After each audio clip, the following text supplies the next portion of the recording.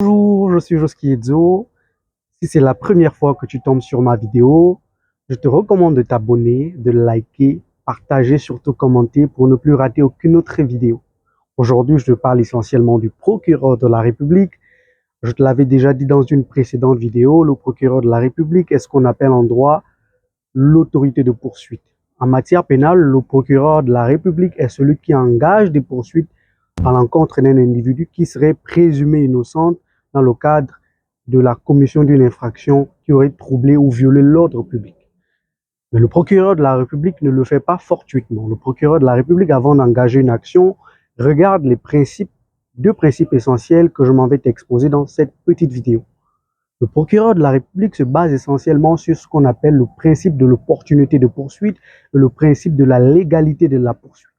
Que veut dire l'opportunité de poursuite? L'opportunité de poursuite signifie que le procureur de la République va regarder est-ce qu'il est nécessaire d'engager une poursuite contre un individu? Est-ce qu'il en vaut la peine? Est-ce que les éléments sont constitués pour engager des poursuites? La légalité de la poursuite signifie que est-ce que, avant d'engager une poursuite, l'infraction est prévue par la loi? Est-ce que la loi interdit le comportement criminel ou délictuel qu'une personne a eu à poser? Lorsque la loi prévoit, le procureur de la République va donc se baser pour constituer ce qu'on appelle en droit l'élément légal sur lequel il va engager une poursuite.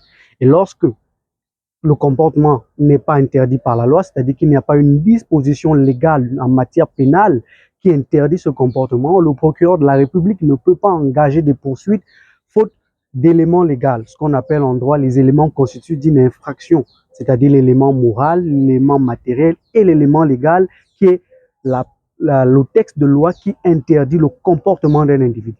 J'espère que vous avez appris quelque chose de nouveau ce matin. Abonnez-vous à Info du droit.